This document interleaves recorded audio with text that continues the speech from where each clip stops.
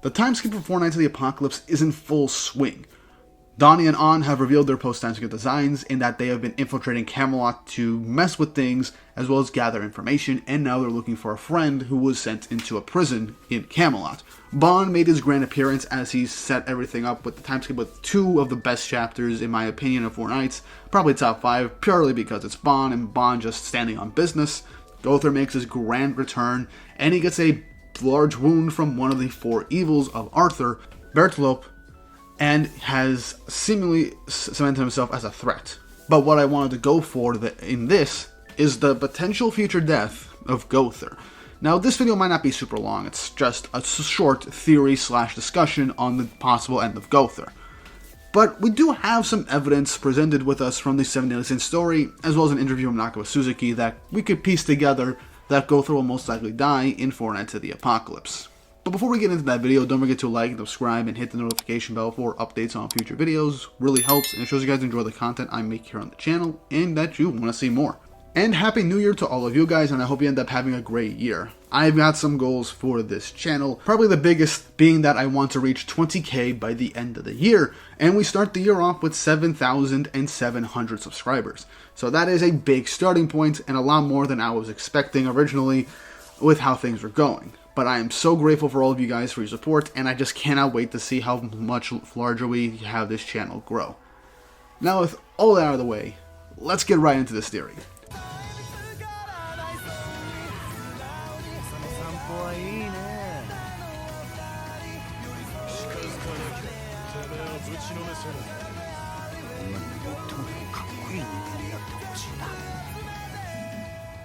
So, where am I getting at with Gowther dying? Well, obviously, the chapter led things off, and I kind of let it off to an extent with the thumbnail and title, that Gowther might be dying in the recent chapter.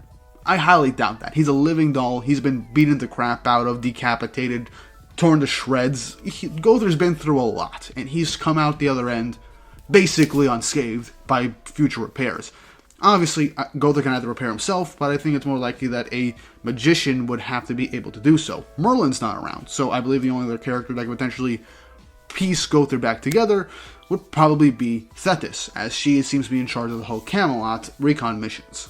However, that does not have anything to do with Gowther's potential death. What I have to go over is an interview with Nakaba Suzuki about Gowther's original fate in Seven Deadly Sins, as well as a key aspect introduced in Seven Deadly Sins that Nakaba never actually got a chance to use, and that this big thing that's happening in the manga right now with Gowther being dealt a big blow and the shock of the four evils, primarily Beltrup being very powerful, be more so than he thought, could end up just being foreshadowing and a death flag for Gowther in the future. Now, I know a lot of you are going to be saying in the comments that we're not going to get Gowther dying for a long time. We had that future vision of the Sins facing against Arthur in chapter 129 from Guinevere's future vision.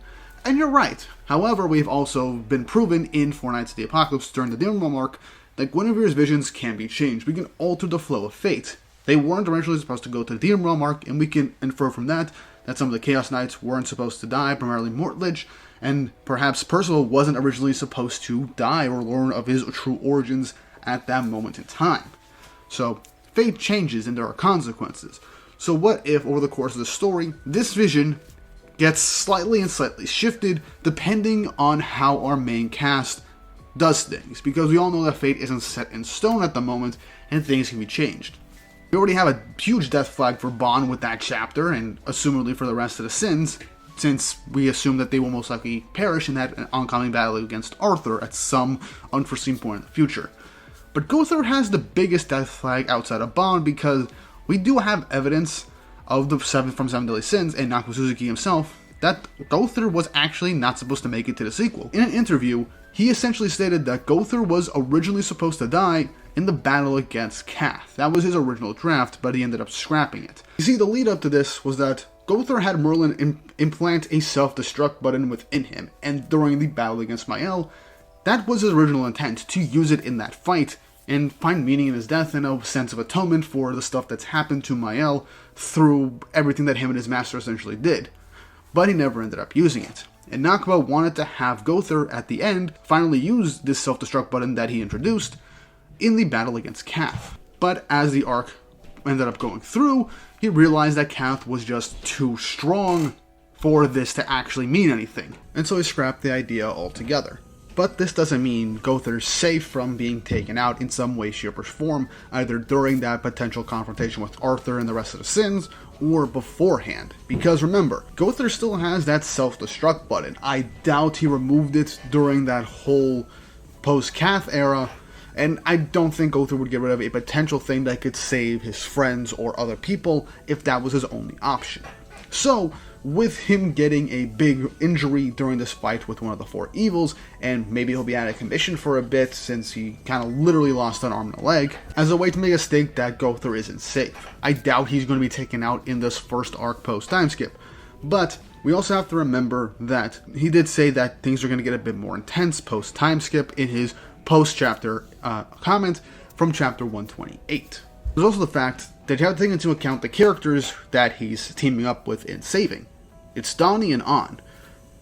Gowther was the first Sin that the Percival group managed to essentially interact with and talk to and kind of was saved by in the story before they met Meliodas in Leonis. And to this point, the only Sins that we know of that they've seen are Gowther and Meliodas. I don't know if they've interacted with Ban, King, or Diane, but Gowther is the one that they met first. They built a connection during that whole Dolph-Flair arc. Gowther helped them, he saved them.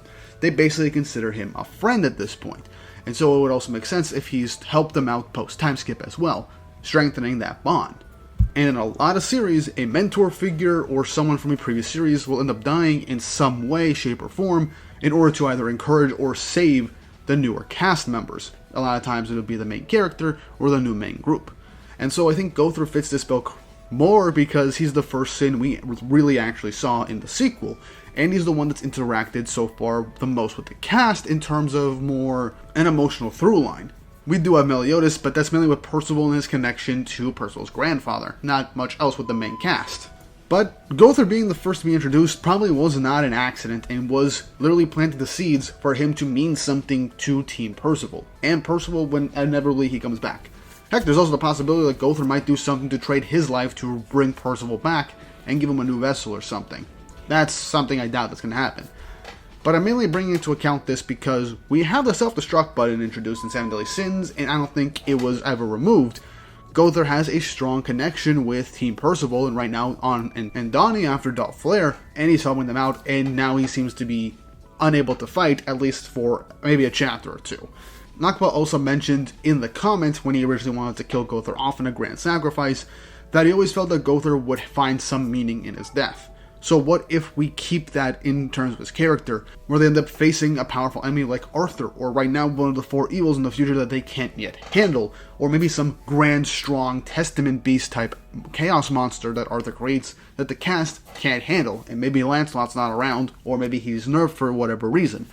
Gowther being able to save, at the bare minimum, the Percival platoon in some big grand way after the fact that they've become friends, the first ones to be introduced to him, that would be a good way to tie off Gowther's character in a meaningful way, to help out the people that they deem as a friend and sees that their survival is much more important than his own at the moment. And like Nakba said, Gowther would find a meaning in his death. Now obviously I'm stretching with the limited amount of information that we have. The fact that Guinevere's visions aren't 100% set in stone is also a strong possibility due to what happened with the Demon Realm arc as a whole, which essentially was seemingly not supposed to happen.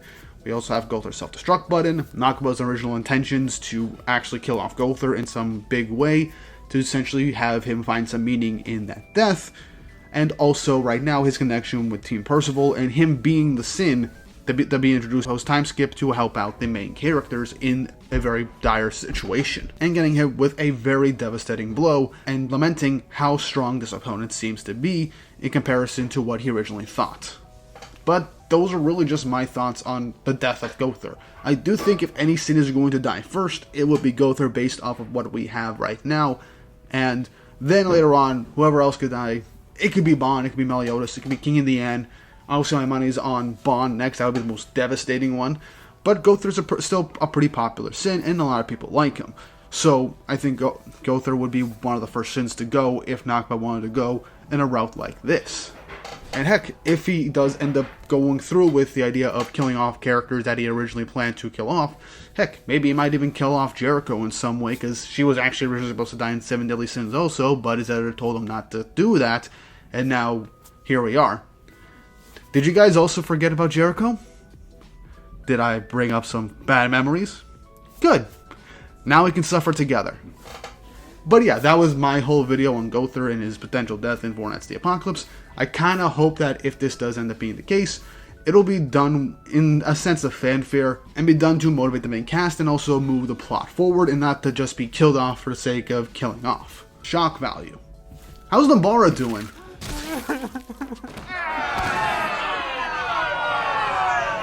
What, too soon? Anyway, that's my video. I hope you guys enjoyed. And what are your thoughts on Gowther potentially dying in Vornet's The Apocalypse? How do you think it's going to go down? And how do you think the rest of the sins could end up either dying or facing some big bad end? Let me know in the comment section down below, as well as some other stuff you'd like to see in the time skip as well. And if you haven't already, don't forget to like and subscribe and hit the notification bell for updates on future videos. Really helps and shows that you guys enjoy the content I make here on the channel and keeps me motivated to make more. And with all that said and done, I hope you all have an awesome day.